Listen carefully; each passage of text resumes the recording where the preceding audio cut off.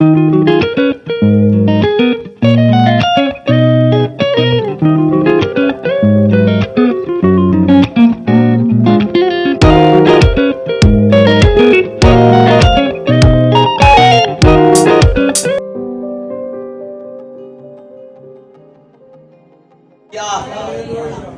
سبھی تیار ہیں آج کے کلام کے لیے؟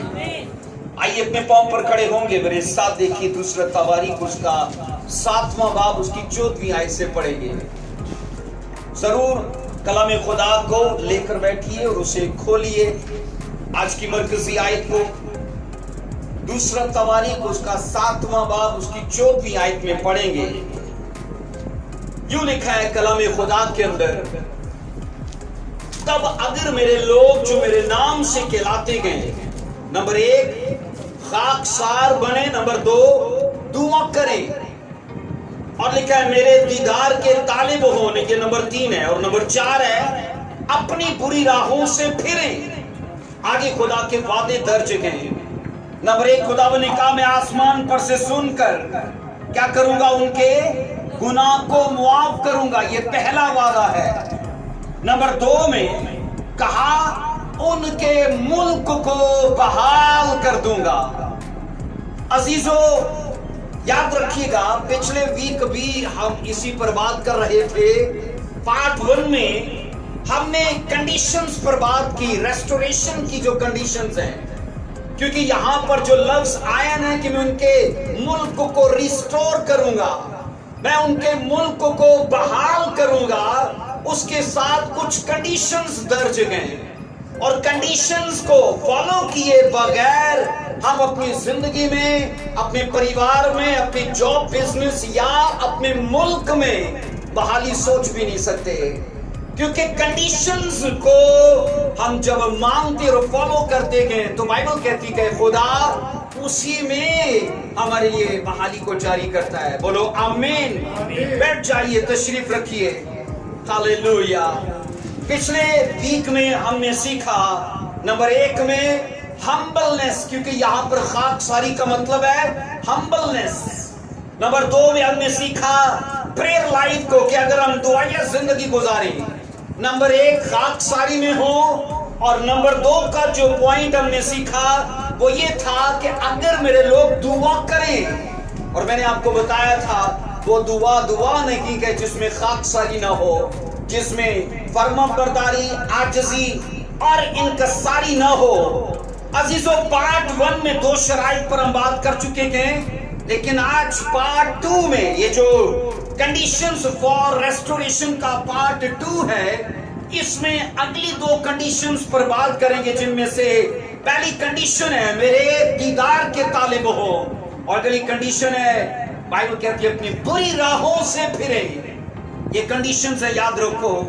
اور یہاں پر میں آپ کو بتاؤں کہ بحالی کے لیے بائبل مقدس کی نا، یہ تواریخ کی جو کتاب کی ورثہ ہے نا، یہ کلیدی ورثہ ہے، یہ گر بتاتی ہے، یہاں پر ان بھیدوں کو، ان اصولوں کو عیاں کرتی ہے جن کے لیے ہم اپنے گھر میں، اپنی لائف میں، اپنی جاب بزنس میں، اپنے ساتھ جڑے ہر پورشن میں ہم بحالی کو دیکھ سکتے ہیں۔ بولو آمین۔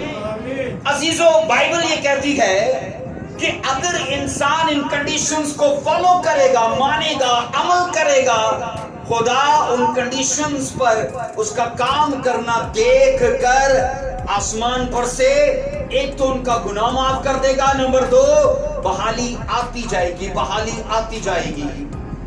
یہ بائبل کا دعویٰ ہے۔ اگر آپ نے، میں نے، ہم میں سے کسی نے بھی ان شرائط کو ماننا شروع کر دیا تو بڑے سے بڑا جادو بھی، بڑے سے بڑا شیطان بھی، یا بڑے سے بڑا بیریئر بھی آپ کی بحالی کو آپ کی زندگی میں آنے سے روک نہیں پائے گا۔ بولیے ہاللویا۔ عزیزو یہاں پر نہ یاد رکھو، انگلش میں لفظ بحالی کے لیے ہیل آیا ہے کہ میں تمہیں ہیل کروں گا۔ اردو میں آیا بحالی، اور انگلش میں لفظ آیا میں تمہیں ہیل کروں گا، میں تمہیں چنگا کروں گا۔ لیکن اگر آپ اس کا عبرانی لفظ دیکھو گے نا، عبرانی لفظ 7495 لفظ کا 495 नंबर का लफ्ज है राफा। क्या लफ्ज है बोलिए? राफा, कि मैं तुम्हें राफा करूंगा। अब राफा का मतलब है तुम्हें रिपेयर करना, तुम्हारी मुरम्मत करना। राफे का मतलब है रिकवर करना, कि मैं तुम्हें बहाल करूंगा। राफे का मतलब है हील करना, कि मैं तुम्हें चंगा करूंगा, मजबूत करूंगा, मैं तुम्हें सेहतमंद करूंगा। और आखिर में इसका चौथा तर्जुमा है क्योर, जिसका मतलब है आराम देना, जिसका मतलब है इलाज करना। अजीजों, रफा को जब हम देखते हैं, अब्रानी लफ्ज तो मैंने कहा ये बहाली की वुस्त को बताता है। ना सिर्फ खुदा हमें बहाल करता है, वो रिपेयर करने का प्लान रखता है, वो हमें क्योर करने का, वो रिकवर करने का, वो हील करने का। बाइबल ये कहती है अब्रानी जुबान के अंदर खुदा के बहाल करने के मकसद को और उसकी वुस्त को बयान किया गया है। अजीजों, तवारी की ये आयत जो है ना, ये माफी के लिए मतलब फॉरगिवनेस, और बाइबल कहती है रेस्टोरेशन, इन चीजों को हासिल करने का गुर है ये। अगर हम माफी चाहते हैं, क्योंकि लिखा है मैं आसमान पर से सुनूंगा और तुम्हारे गुनाह, इसका मतलब है यह फॉरगिवनेस का राज है, ये रेस्टोरेशन का राज है। और वो क्या है? तवारी की ये 7 बात की 14 वर्ष, कि तब अगर मेरे लोग, गैरों की बात नहीं है, जो मेरे लोग हैं, अगर वो मेरे नाम से जो कहलाते हैं खाकसार बने, नंबर 2 में दुआ करें, नंबर 3 में है अजीजों मेरे दीदार के तालिब हो। इन बातों के साथ अजीजों याद रखो, मेरे और आपके खुदा ने ये वादा दिया है कि मैं तुम्हें माफ भी करूंगा और मैं तुम्हें बहाल भी करूंगा। बोलो आमीन, ऊंची आवाज में बोलो हालेलुया। अजीजों, चूंकि 2 कंडीशंस को हम सीख चुके हैं, आइए तीसरी कंडीशन पर बात करते हैं। यहां पर लिखा है दीदार, कि वो मेरे दीदार के तालिब हो। क्या पढ़ा हमने? कि वो मेरे दीदार के, ये नंबर 3 की कंडीशन है।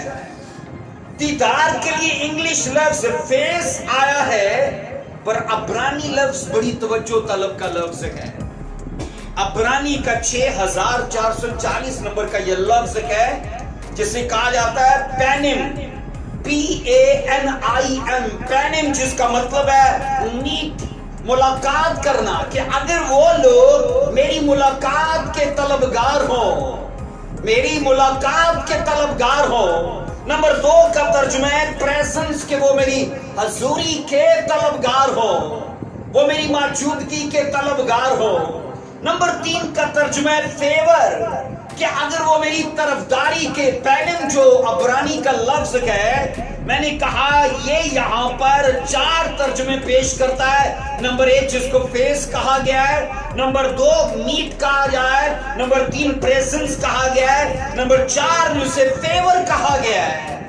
आप सोचो अब्रानी इसकी कितनी वुस्त बयान करती है। और खुदा का कलाम ये कहता है अगर मेरे लोग मेरी हजूरी के तलबगार हो, अगर मेरे लोग मेरी मुलाकात के तलबगार हो, अगर मेरे लोग मेरी फेवर के तलबगार हो, मैं आसमान पर से सुनकर उनका गुनाह माफ करूंगा और बोलिए बहाली को उनके मुल्क में जारी करूंगा।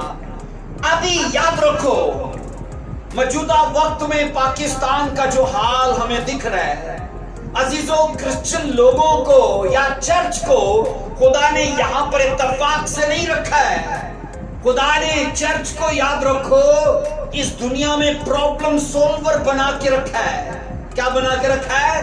प्रॉब्लम सोल्वर, कि वो मुश्किलों को हल करने का सबब ठहरे। अजीजों, अपना रोल अदा कीजिए, अपने खित्ते को इस दहशतगर्दी से, और मैं कहता हूं तमाम तरह की तखरीबकारी से, और वो सब मुश्किलात जो फाइनेंशियली हैं, जो और तरह की हैं, इन सब प्रॉब्लम से मैं कहता हूं अपने खित्ते को आजाद करने के लिए हमें अपना रोल अदा करना है। क्योंकि उसने कहा मैं तुम्हारे मुल्क को, क्योंकि अभी ہمیں اپنا خطہ بحالی میں نہیں دکھتا. کیا دکھتا؟ بولیے. بحالی میں نہیں دکھتا. اور بائبل کی یہ مرکزی آیت ہے کہ میں نے چرچ کو پرابلم سولور بنا کے رکھا ہے. مجھے یہ بتائیے یوسف کیا پرابلم سولور تھا؟ کیا اتنی بڑی پرابلم کو اس نے سولو کیا تھا کہ نہیں؟ بولیے ہاں کہ نا. بائبل کہتی ہے ایک ایسا خواب جو بادشاہ نے دیکھا اس مشکل کو حل یوسف نے کیا. آپ سوچو دانیل کے بارے میں لکھا ہے بادشاہ نے جو سپنے دیکھے جو آنے والی پرابلمز تھی ان کو اگرچہ عیاں کر دیا گیا لیکن دانیل ان مشکلوں کو حل کرنے کا سبب ٹھہرا. اور آج یاد رکھو پرانے عہد نامہ کے سورما نئے عہد نامہ کے چرچ کی نمائندگی کرتے کہ میں آپ ہم میں سے ہر کوئی اگر بائبل کی ان کنڈیشنز کو فالو کرے اپنے پڑوسی کے لیے اپنے خطے کے لیے اپنے دیگر لوگوں کے لیے تو بلیو کیجیے اس بات پر کہ خدا ہماری قوم ہمارے کرسچن ادارے ہمارے چرچز اور ہر طرح کا وہ خطہ ایریا جہاں پر ہمیں تکلیف دیکھتی ہے خدا معافی بھی جاری کرے گا اور خدا بولیے بحالی بھی جاری کرے گا. ہاتھ اٹھا کر بولو آمین. تبھی میں نے کہا خداوند نے کہا کہ اگر میرے لوگ کیا کریں مجھ سے ملاقات کے طلبگار ہوں میری حضوری کے طلبگار ہوں. اور بائبل کہتی ہے حضوری کی جب بات آتی ہے نا تو آپ کو داؤد کا بڑا خوبصورت ایگزامپل وہاں دکھتا ہے. داؤد نے کیا بولا تھا؟ میری روح کیسے ترستی ہے خدا سے ملاقات کے لیے جیسے ہرنی پانی کے نالوں کو ترستی ہے. اس نے کہا خداوند میری اے خدا روح تیری ملاقات کے لیے تیری حضوری کے لیے ایسا ترستی ہے. عزیزو آئیے میں اس کو آگے بڑھانا چاہتا ہوں. لوکا 19:1 میں دیکھو میرے ساتھ ذرا. لوکا 19:1 میں پڑھیں گے چونکہ ہم تیسری کنڈیشن پر بات کر رہے ہیں جس کا مطلب خداوند نے کہا میرے دیدار کے طلبگار ہوں. آئیے ایک سٹوری سے ہم سیکھتے گئے. لوکا 19:1 میں لکھا ہے اور دیکھو زکئی نام ایک آدمی تھا جو معصوم لینے والوں کا بولیے سردار اور دولت مند تھا. نمبر 3 وہ یسوع کو دیکھنے کی کوشش کرتا تھا کہ کون سا ہے لیکن بھیڑ کے سبب سے دیکھ بولیے نہ سکتا تھا اس لیے کہ اس کا بولیے قد چھوٹا تھا. سالڈ ریزن اس کے پاس ہے کہ میرا کیا قصور ہے. سالڈ ریزن ہے اس کے پاس خدا تو نے مجھے چھوٹے قد کا بنایا. اور یاد رکھو اس کے تجسس کا لیول اتنا بڑا ہے مسیح سے ملاقات کا تجسس اس کے اندر اتنا بڑا ہے. بائبل کہتی کہ اس تجسس نے خود اس کو تجویز پیش کی مشورہ پیش کیا اور راستہ بنا دیا. اگر تو مسیح سے ملنا چاہتا ہے بھیڑ کے سبب سے دیکھ نہیں پاتا لیکن ایک اس کا حل ہے. اور وہ آپ جانتے ہو میں بڑے وثوق سے کہہ سکتا ہوں کہ بہت سارے لوگ اس زمانے میں تھے جو مسیح پر ایمان لائے تھے. ان میں سے کئیوں کا ذکر نہیں ہے پوری بائبل میں کئیوں کا ذکر نہیں اور اسپیشلی نام کے ساتھ اور ان کی پرابلم کو گن کے یا منشن کر کے ان کا ذکر نہیں کیا گیا. لیکن اگر یہاں پر آپ کو زکئی کا ذکر ملتا ہے نا تو اس میں کچھ چیزیں غیر معمولی تھی. اسی وجہ سے میرے اور آپ کے ایگزامپل کے لیے بھائی کو پانی دیجیے پینے کے لیے. میں نے کہا میرے اور آپ کے ایگزامپل کے لیے زکئی کو درج کیا گیا. اس کی پرابلم کو لے کے اس کے نام کو لے کے درج کیا گیا. عزیزو یاد رکھو اس کے بارے میں کہتے گئے کہ زکئی اپنے نام کے سبب سے یہودی معلوم ہوتا ہے. اور نمبر 2 کہتے گئے کہ وہ پیشے کے لحاظ سے معصول لینے والا تھا اور یہودی قوم میں نفرت کا سبب تھا کیونکہ معصول لینے والوں کو وہ نیچ جانتے تھے کہ ہم سے ٹیکس لے کے یہ رومی حکومت کو مضبوط کرتے گئے. لیکن ایک چیز یاد رکھو بائبل کہتی ہے وہ یسوع مسیح کے بارے میں جاننے کا مشتاق تھا. اور عزیزو یہ فطری بات ہے کہ جس کی شہرت سے ہم متاثر ہوتے گئے ہم اس کی نظروں میں بھی آنا چاہتے ہیں. ایسا ہے کہ نہیں؟ جس کے آپ فالوور ہو یا جو آپ کا آئیڈیل ہے، آپ چاہتے ہو کہ میں اسے فالو کرتا ہوں، وہ میرا آئیڈیل ہے اور میں چاہتا ہوں کہ جناب وہ مجھے کبھی دیکھے بھی. اور بائبل یہ کہتی کہ سیم زکئی کا ایسا تھا، وہ یسوع مسیح کی شہرت سے متاثر تھا اور وہ چاہتا تھا کہ یسوع مسیح کی نظر اس پر پڑے. ہم یہ سیکھتے گئے 4 ورس میں لکھا ہے، بس اسے دیکھنے کے لیے آگے دوڑ کر کیا لکھا ہے، ایک گلر کے پیڑ پر چڑھ گیا، کیونکہ اسے لکھا ہے وہ اسی راہ سے جانے کو تھا. عزیزو، زکئی کے تجسس کی تسکین نہ ہو سکتی تھی اگر وہ گلر کے درخت پر نہ چڑھتا، کیونکہ اس کو اپنے تجسس کی تسکین چاہیے، لیکن نہیں ہو سکتی تھی اگر اس تجویز کو نہ مانے جو اس کے تجسس نے اس کے مائنڈ میں پیدا کر دی ہے کہ تو گلر کے پیڑ پر چڑھے گا نا تو یسوع مسیح کو دیکھ پائے گا. اور یہاں پر آپ پڑھو گے، بائبل کہتی ہے وہ دوڑ کر چڑھ گیا، اور لکھا ہے جو لوگ سچے دل سے خداوند کے دیدار کی ملاقات کے طالب ہوتے گئے، وہ اس مقصد کے لیے بائبل کہتی ہے جناب کوئی نہ کوئی طریقہ ڈھونڈ لیتے گئے، جن کا مقصد ہے. آپ سوچو 12 سال کی بیمار تھی نا، اور بائبل کہتی ہے وہ گری پڑتی سیدھا یسوع مسیح تک جا پہنچی، کیونکہ ایمان راستہ بنا لیتا ہے. اور بائبل کہتی ہے زکئی کا بھی سیم ایسا ہی تھا، اس کے ایمان نے مشکلیں ہونے کے باوجود راستہ بنایا کہ گلر کے پیڑ پر چڑھ جا، تیری ملاقات بھی ہو جائے گی، تو اس کا دیدار بھی کر لے گا. اور ایون یہ کہ جب پریزنس کی بات آتی ہے تو مسیح اس کے گھر میں چلے گئے. آؤ پڑھو اس کو 5 ورس میں کیا لکھا ہے.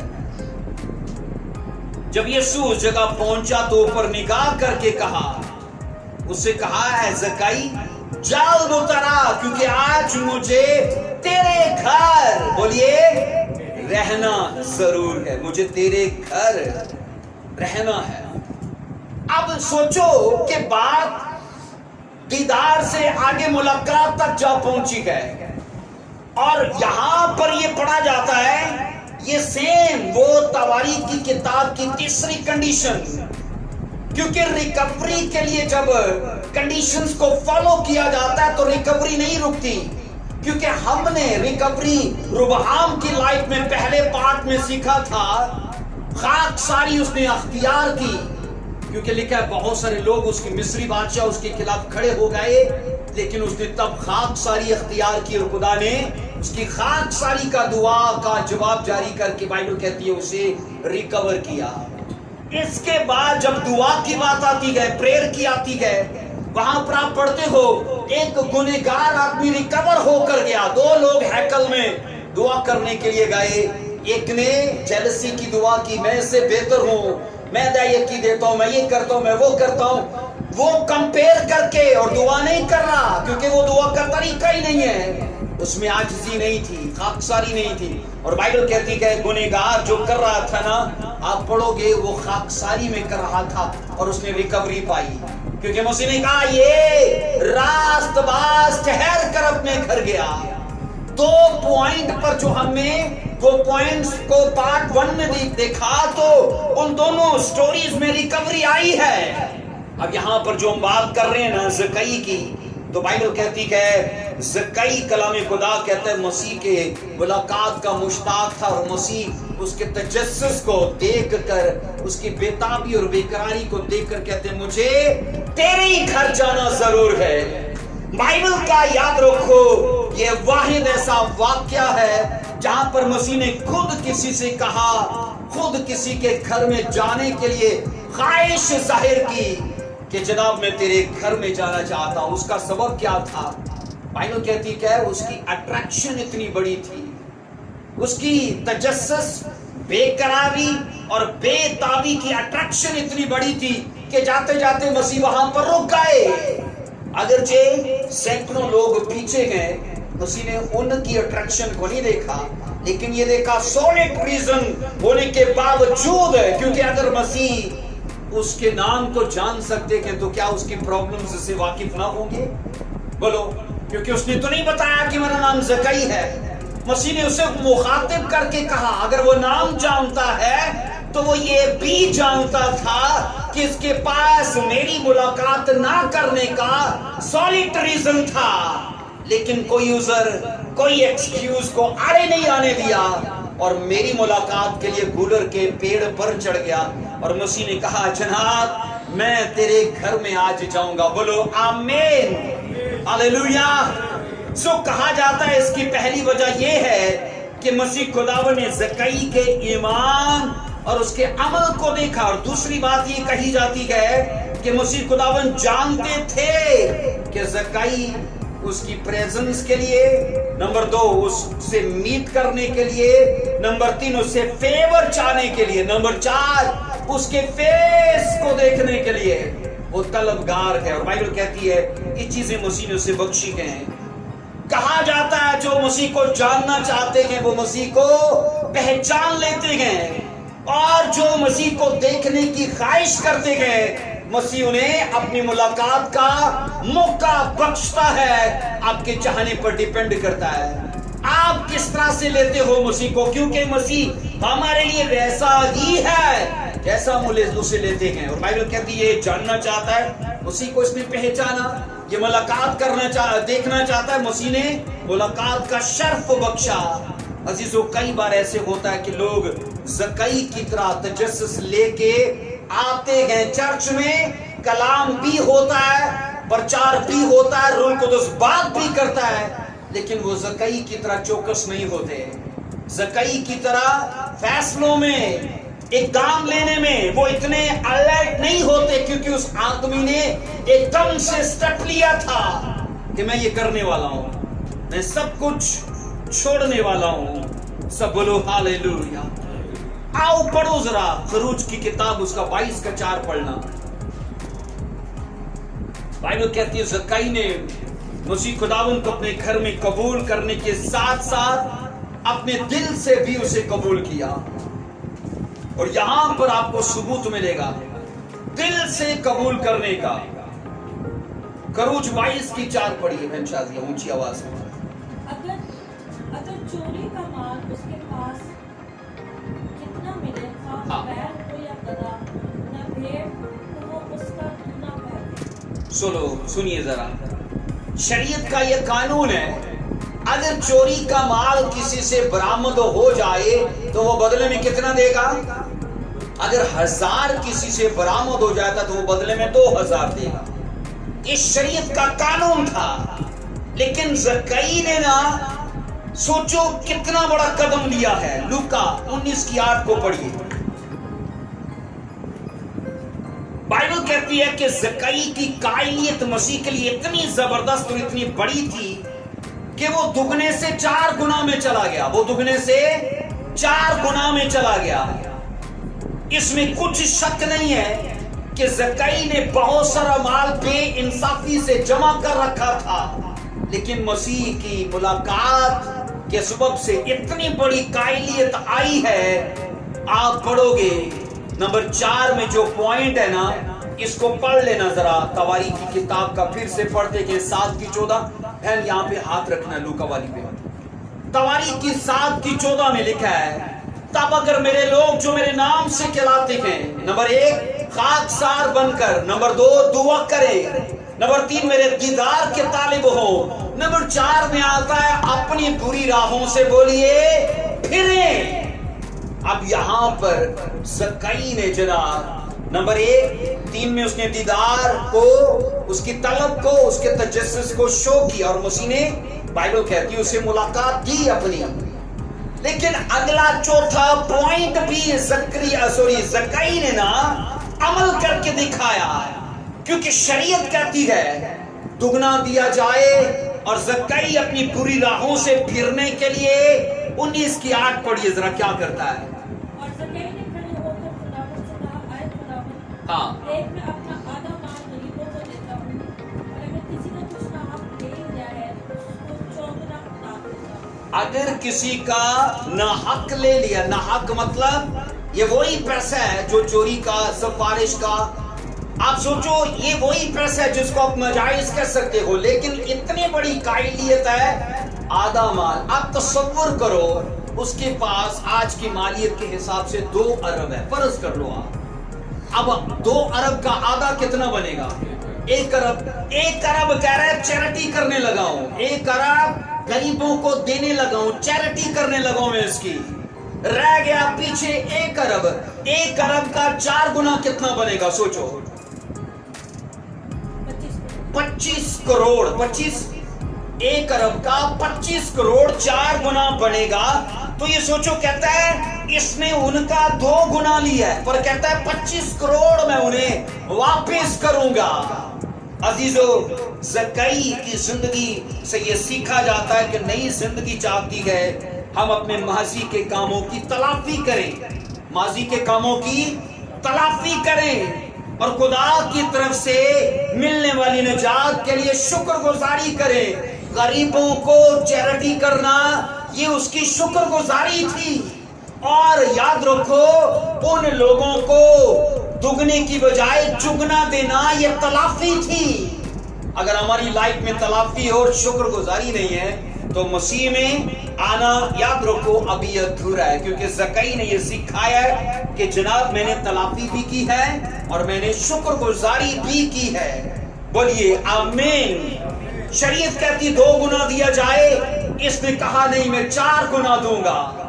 कहा जाता है कि निजात का हरगिज़ ये मतलब नहीं है कि इंसान अपनी माजी की गलतियों को दुरुस्त करने से आजाद हो गया है।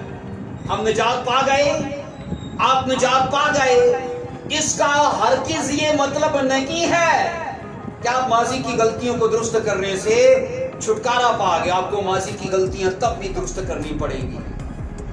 एक मैं आपको एग्जांपल देता हूं। एक बैंक से किसी ने 10 लाख कर्ज उठाया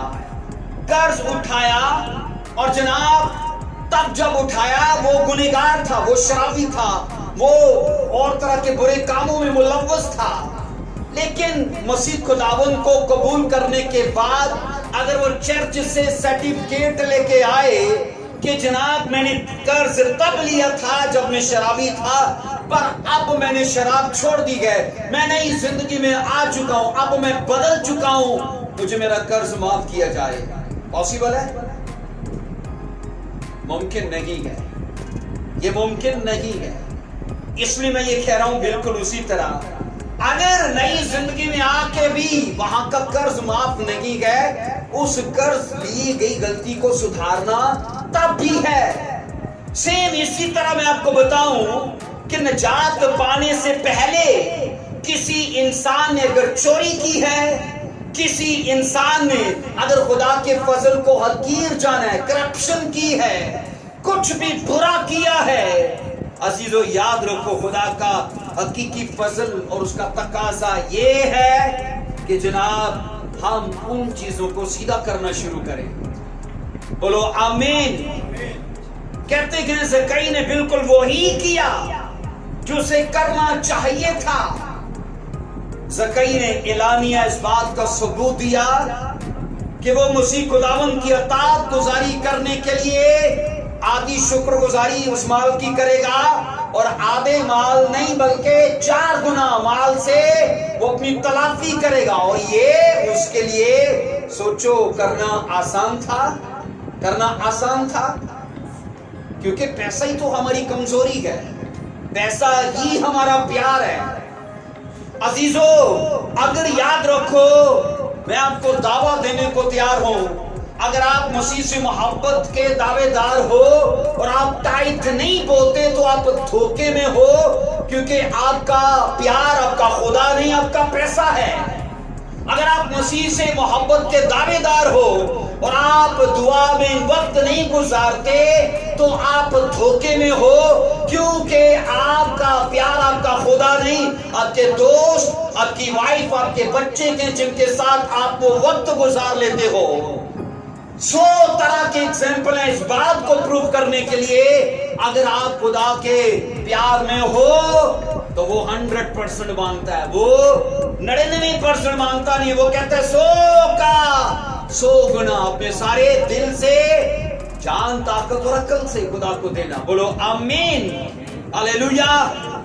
अजीजो याद रखो, मैंने कहा कि उसने अलानिया सबूत पेश किया कि वो खुदावन की अतात गुजारी में है, दो बातों के लिए, नंबर एक तलाफी के लिए, नंबर दो शुक्रगुजारी के लिए। अजीजो पैसा उसके लिए अब मायने नहीं रहा, उसने कहा ये मेरी खुदा कमजोरी नहीं और उसमें छोड़ता हूं। अजीजो हम ये पढ़ते गए, अगरचे वो बहुत मालो दौलत का मालिक था, पर उसने पैसे को अपनी कमजोरी नहीं बनाया और फैसला किया कि इस पैसे से खुदा की भलाई करेगा और खुदा को जलाल और इज्जत बख्शेगा। बोलो हालेलुया, बोलो हालेलुया। सो ज़कई का ये पहला कदम जो था, उसे सीधा रिकवरी में ले गया, सीधा उसे फॉरगिवनेस में ले गया और सीधा उसे रिवाइवल में ले गया, क्योंकि तलाफी और शुक्रगुजारी जिन लेवल्स को हमारे लिए सेट करती है, नंबर एक फॉरगिवनेस, नंबर दो रिवाइवल और नंबर तीन आपकी बाइबल कहती है रेस्टोरेशन। इन्हीं से डोर्स ओपन होते गए और तवारीख की किताब का ये गुर है, अगर हम इसे मानते गए अजीजों, बाइबल कहती है ये सब कुछ खुदा हमारी जिंदगी में कर सकता है। बोलो हालेलुया। एक चीज अपने पल्ले बांध लीजिए, रूह कुदुस को काम करने में तब आसानी होती है जब वो नीचे लोगों को काम करते देखता है, और वो काम अपना जॉब, अपना बिजनेस नहीं है, वो काम इसके ऊपर करना है। जब हम इंस्ट्रक्शंस को, कंडीशंस को मानते गए, उसे अपने ऊपर लागू करते गए, होली स्पिरिट को हमारी जिंदगी को हमें आसान करने में दुश्वारी नहीं होती। बोलो आमीन, हालेलुया।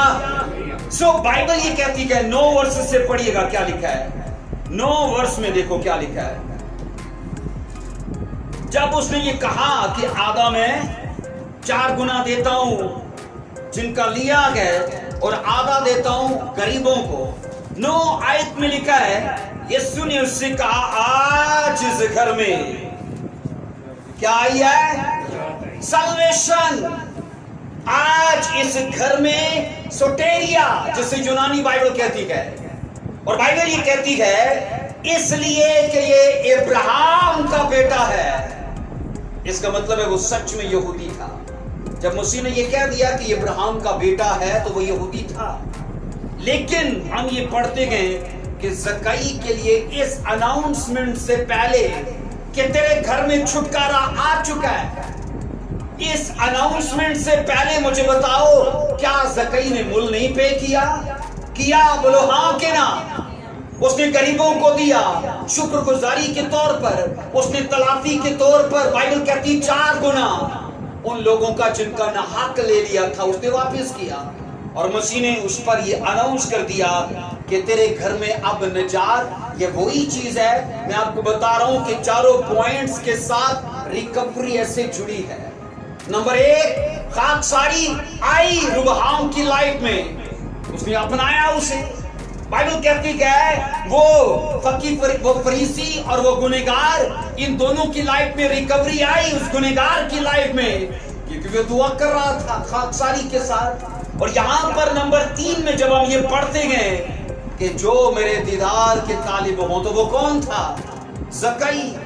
और नंबर हम 4 में पढ़ते गए कि वो अपनी बुरी राहों से फिरे, और बाइबल कहती है इन बातों को लेके ज़कई के लिए क्या बढ़िया हुआ। आओ आखिरी के एग्जाम्पल देता हूं, यूना की किताब से मेरे साथ पढ़ ला। यूना उसका पहला बाब उसकी 1 से 2 वर्ष में पढ़ते गए। पुराने अहदनामा में यूना की किताब उसका आप पढ़ोगे, पहला बाब उसकी 1 से 2 वर्ष में खुदावन का कलाम यूना इम्ती पर नाजिल हुआ कि उठ उस बड़े शहर नैनवा को जा, उसके खिलाफ मनादी कर, क्योंकि उनकी शरारत, खुदावन ने कहा मेरे हजूर बोलिए पहुंची है। बाइबल मुकद्दस नैनवा के लोगों की शरारत का जिक्र करती है, और ये शरारत याद रखो छोटे लेवल की नहीं थी। अगर वो आसमान तक पहुंची है तो इसका मतलब ये है कि वो बहुत कदावर हो चुकी थी। और यहां पर आप पढ़ोगे कि यूना, आप पढ़ोगे दूसरा तवारीख उसकी 14 की 25 में کہ यूना एक याद रखो गलील का रहने वाला बाशिंदा था। गलील के शहर जात उफर का बाशिंदा था और उफर का इलाका कहते हैं ज़बूलून के कबीले की मलकियत थी। इज़राइल के 12 कबीले थे, उनमें से एक ज़बूलून का कबीला। और तवारीख की किताब 14 की मैंने कहा 25 कहती है कि यूना का तल्लक गलील मतलब जात की उफरा से था। और कहते हैं कि यूना जो था ये युरबाम रोम के अहद युरबाम जो ये यूना जो था युरबाम दोम के अहद हुकूमत में इज़राइल के लिए खुदा की रहमत बनकर आया। यूना इज़राइल के लिए खुदा की बोलो रहमत बनकर आया। और यूना की किताब का मुसन्निफ खुद यूना है और पूरी किताब में सिर्फ एक पेशन गोई है। पूरी किताब में सिर्फ एक ही पेशन गोई है और पूरी किताब उस पेशन गोई की तमहीद और उसके नताइज बयान करने पर मुश्तमिल है। पूरी किताब उसकी नंबर 1 तमहीद और उसके नताइज बयान करने पर मुश्तमिल है। अब याद रखो खुदावन ने यूना को नैनवा में मनादी करने के लिए भेजा। नैनवा याद रखो यहूदी शहर या मुल्क नहीं था, ये वो यहूदी इलाका नहीं था, बल्कि ये असूरी लोगों का इलाका था। और कहा जाता है ये जनाब दजून देवता को मानने वाले लोग थे।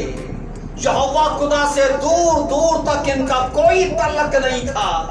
और मैंने कहा इस बात से साफ अंदाजा होता है कि यूना वहां जाने से डरा, क्योंकि उसे पता था ये तो इजरायली है ही नहीं और ये तो दजून देवता को मानने वाले हैं। और एक और चीज याद रखो, उस जमाने में दजून देवता के मानने वालों की अक्सरियत या वो मजहब वो धर्म दुनिया में सबसे बड़ा मजहब था। बहुत बड़े फॉलोअर थे दजून के देवता के। और इसलिए यूना नैनवा की बजाय तिर्सिस को भागा। और बाइबल कहती है खुदा ने समुद्र में तूफान भेजा और एक लंबी स्टोरी है, उसे पकड़ के पूरा निकला उसके नाम का, तो पकड़ के उसे समुद्र में डाला तो मछली उसे पेट में ले गई और समुद्र की तह में। वहां पर बाइबल कहती है यूना को अपनी दुआ करने का, अपनी खाकसारी, अपनी गुनाह की मुआफी का एहसास हुआ।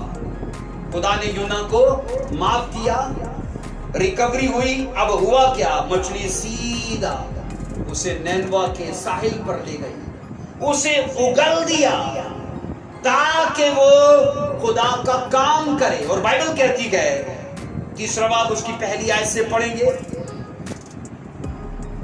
3 बाब उसकी पहली आयत में। और खुदावन का कलाम दूसरी बार, क्योंकि पहली बार तो उसने बगावत कर दी, अब दूसरी बार जब वो साहिल पे गए फिर नाजिल हुआ। 2 आयत के उठ उस बड़े शहर नैनवा को जा, वहां उस बात की मनादी कर जिसका मैंने तुझे हुक्म देता हूं। नंबर 4, और यूना शहर में दाखिल हुआ और एक दिन की राह चला, उसने मनादी की और कहा 40 रोज के बाद नैनवा बर्बाद किया जाएगा। एक ही प्रोफेसी है इस किताब में जो ये वाली है, और पूरी किताब इसकी तकमील के लिए और इसकी तमहीद के लिए बात करती है। 5 वर्ष में तब नैनवा के बाशिंदों ने खुदा पर ईमान लाकर रोजा की मनादी की और अदना व आला सबने टोड़ा। 6 वर्ष ये खबर नैनवा के बादशाह को पहुंची और वो अपने तख्त पर से उठा और बादशाही लिबास को उतार डाला और टाट ओढ़ कर राख में बैठ गया। 7 आयत और बादशाह और उसके अरकान दौलत के फरमान से नैनवा में ये ऐलान किया गया। और क्या किया गया, और इस बात की मनादी हुई कि कोई इंसान या हैवान गल्ला या रम्मा कुछ ना चखे और ना खाए। जब खुदा ने उनकी यह हालत देखी कि वो अपनी रविश से बाज आए, तो वो उस अजाब से जो उसने उन पर नाजिल करने को था बाज आया और उस बला को उसने उन पर नाजिल बोलिए ना किया। बोलो आमीन। अजीजो, ये वाक्य ना तवारी की 7 बाब की 14 आयत की पूरी अक्कासी करता है। उन कंडीशंस को यहां पर अमली जामा पहनते हुए देखते गए। और कौन इनको अमली जामा पहना रहे गए? यहूदी थे कि गैर कौम के लोग थे? बोलिए, कौन थे वो? गैर कौम के लोग। मैं कहता हूं आज खुदा अपने बच्चों से बात करता है, और जनाब चर्च आने के बावजूद, मैं कहता हूं मसीह को जानने के बावजूद, नशों को छोड़ने में, पाप को छोड़ने में, गलत कामों को छोड़ने में, उसको जरा बिठाओ, गलत कामों को छोड़ने में इतने ढीले पड़ जाते हैं। अगर सोचो खुदा की आवाज सुनकर नैनवा के लोग एकदम से कबूल कर सकते थे, तो क्या उसके बच्चे नहीं कर सकते? बाइबल कहती है ये इनका खुदा नहीं था, ये तो इजराइलियों का था। लेकिन एक इजराइलियों के मुल्क से नबी आकर वहां ऊंची आवाज में एलानिया प्रचार करता है, ऐ तजुम देवता के मानने वालों, इजराइल का खुदा कहता है अगर तुमने अपने पापों से इकरार न किया, उन्हें ना छोड़ा, 40 रोज के बाद तुम मर जाओगे। तुम अपने बीवी बच्चों, अपने अनाज माल समेत फना हो जाओगे। और बाइबल क्या बताती है? उन लोगों ने कबूल किया, उनकी बहाली हुई। बोलो हाँ क्या ना? 7 स्टेप्स थे जो उन लोगों ने लिए थे रिकवरी के लिए, रेस्टोरेशन के लिए। आओ पढ़ो, इसको क्या पढ़ते हैं? नंबर 1 में 7 जो स्टेप्स उन लोगों ने लिए। नंबर 1, इस्राएलियों के खुदा पर ईमान लाए। इस्राएलियों के खुदा पर ईमान लाए। उनके पास शक करने के लिए या अपने दजुम देवता या अपने पंडितों से इस चीज को कंसर्न करने का मौका था। वो जाते, कहते जनाब हमारी कुतुब को, जो हमारी धर्मी किताबें हैं, है ना, उनको खोलो या दजुम देवता से बात करो। क्या ऐसा मुमकिन है? ये बंदा आके कहता है, कैसा हो सकता है? अजीजों, बाइबल कहती है उनके पास इन बातों के लिए टाइम नहीं था। उन्होंने फट से यहोवा खुदा जो इस्राएलियों का खुदा है उस पर बोलो ईमान रखा। आमीन। उनका पहला स्टेप। नंबर 2, सभी लोग रोजा रखकर खुदा की मर्सी के, उसके रहम के तलबगार हुए। ये वही है कि तुम मेरे दीदार के तालिबदार होना। नंबर 3 में है डांट ओढ़ कर खाकसारी जाहिर की। आपको नहीं लगता तवारीख की किताब की उन कंडीशंस को गैर कौम के लोग अपना रखे गए और बाइबल कहती है वो बला उनसे टल गई। नंबर 4 में है उनका बादशाह, लिखा है उसने भी शाही लिबास उतारा, डांट ओढ़ कर राख सर पर डाल ली। ये पुराने एदनामा में हम्बलनेस का निशान था।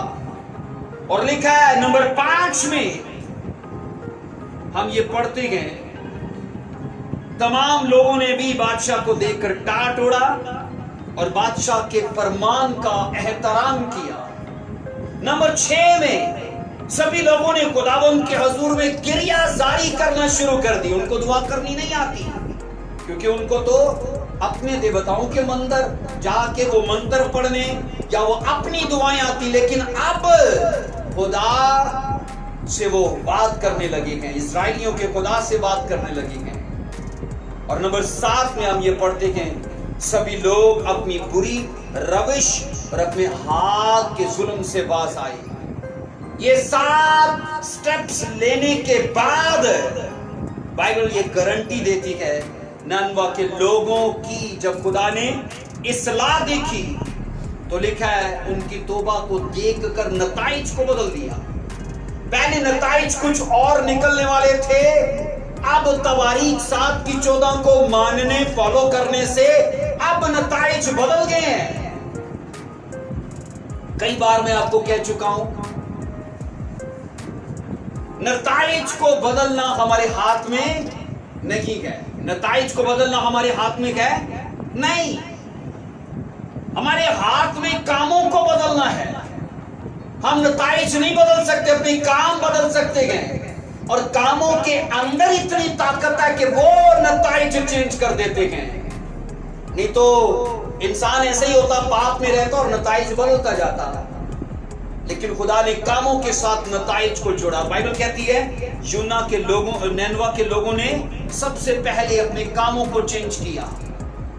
हाथ से जितने जुल्म के काम होते थे उन सबको छोड़ दिया, और तभी खुदा ने लिखा, उसी नबी से कहा, जनाब मैंने छोड़ रहा हूं क्योंकि इन लोगों ने अपने काम बदल दिए। आओ मत्ती की इंजील से आखिरी हवाला पढ़ते हैं, 12:41 को देखो, 12:41 में, मत्ती 12:41 को पढ़िएगा।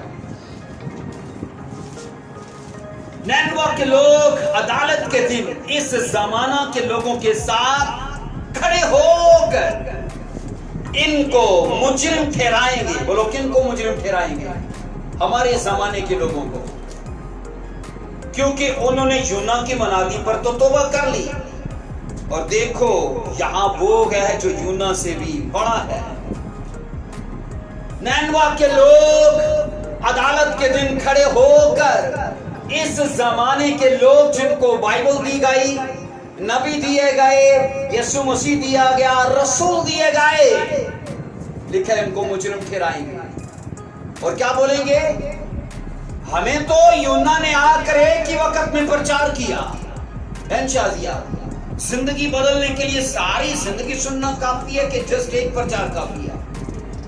एक प्रचार, बोलो एक प्रचार काफी है?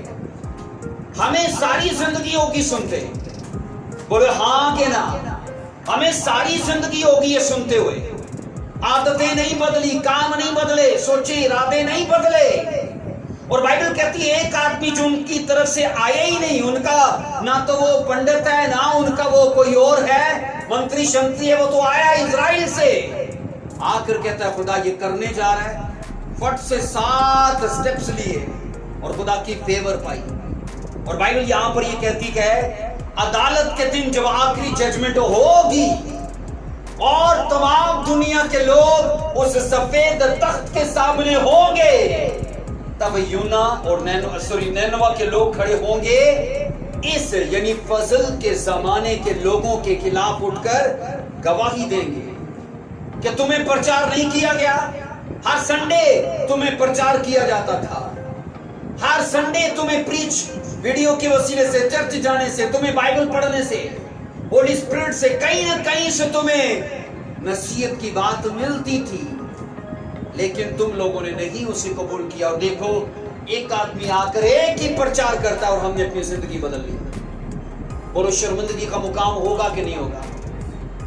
अजीजों, मैंने कहा रेस्टोरेशन जिन तकाजों पर मुश्तमिल है ना, वो तकाजे इन लोगों ने अपनाए थे और रिजल्ट भी पाया इन लोगों ने, क्योंकि तकाजे या कंडीशंस हमारी पहुंच से बाहर नहीं है। असूल खुदा ने इसीलिए दिए हैं ताकि इंसान उनमें रह के अपनी जिंदगी को बनाए।